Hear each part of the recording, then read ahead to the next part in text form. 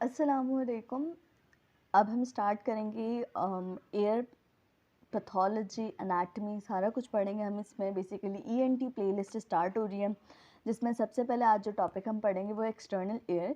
External air की पहले मैं आपको एनाटमी बताऊंगी, फिर इंडिविजुअली इसकी जो 3 पार्ट्स हैं उनकी सारी पैथोलॉजी, उनकी सारी डिजीज़ेस हम अलग अलग वीडियोज़ में कवर अप करेंगे।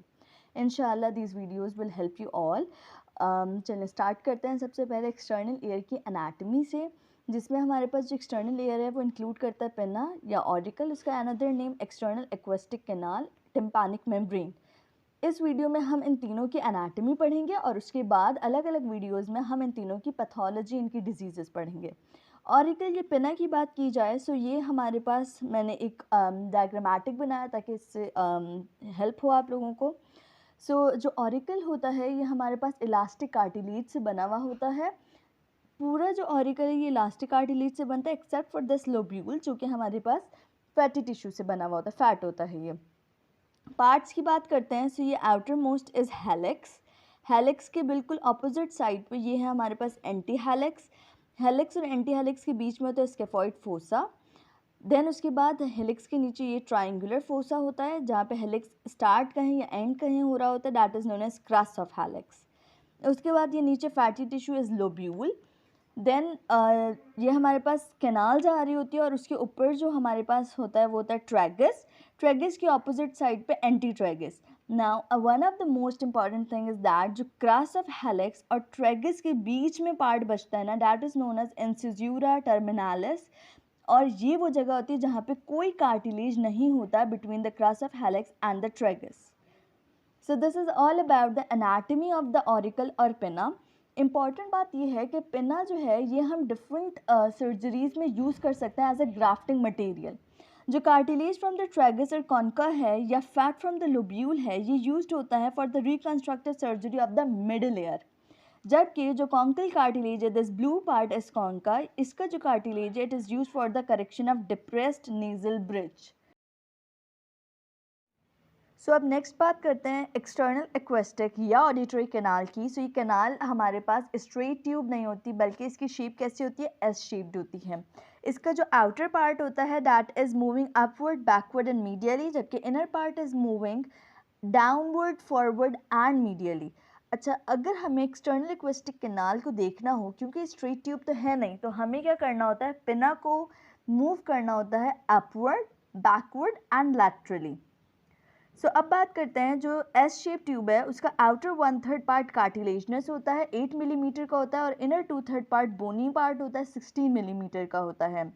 जहाँ पे इनका जंक्शन हो रहा हो, या कह सकते हैं the most narrowest part of the external acoustic canal is known as isthmus.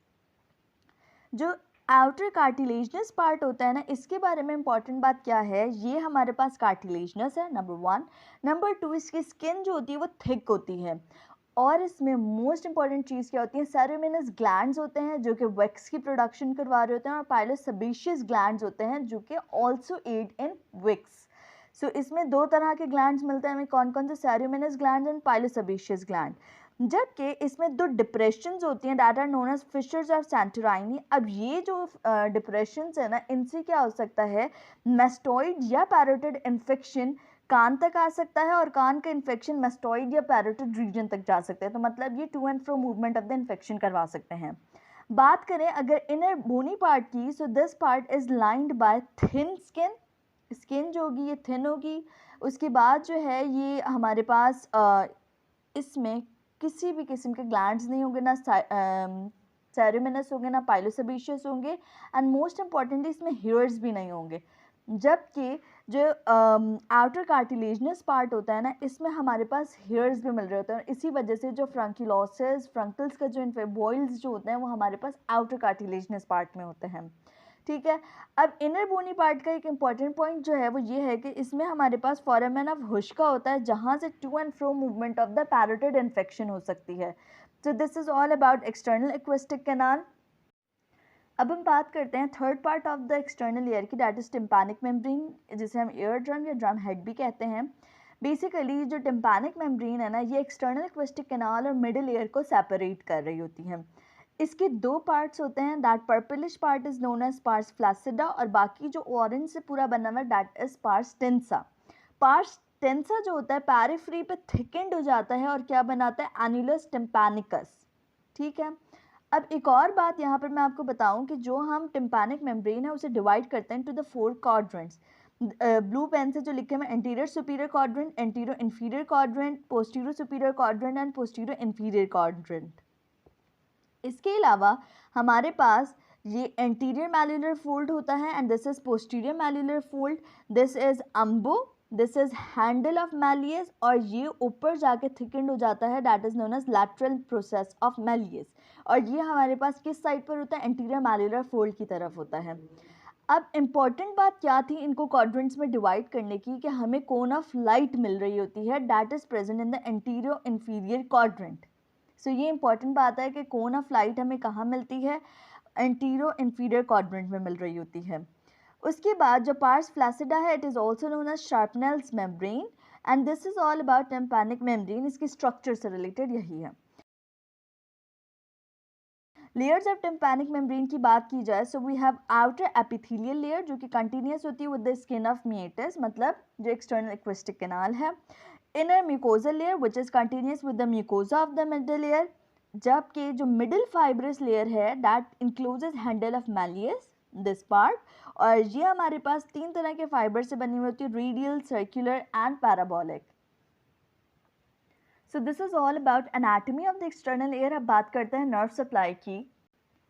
तो हमारे पास जो पिना है इसे हमने मीडियल सरफेस और लैटरल सरफेस की बेसिस पे इसकी नर्व सप्लाई पढ़ेंगे। जो मीडियल सरफेस है that is greatly supplied by greater auricular nerve C2 C3, जबकि मीडियल सरफेस का upper part is supplied by lesser occipital nerve.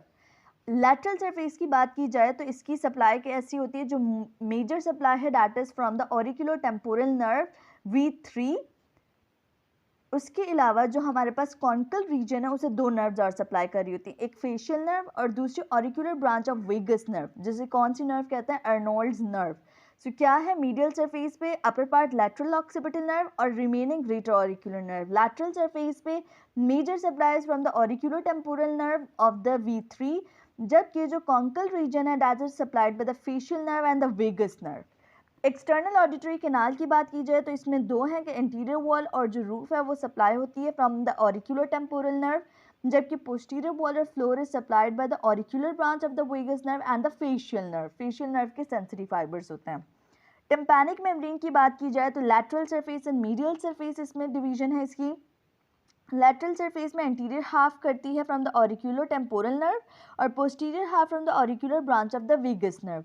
Medial surface पर tympanic branch of the cranial nerve 9, जिसकी nerve का नाम क्या है, Jacobson's nerve. So this is all about nerve supply of the external year.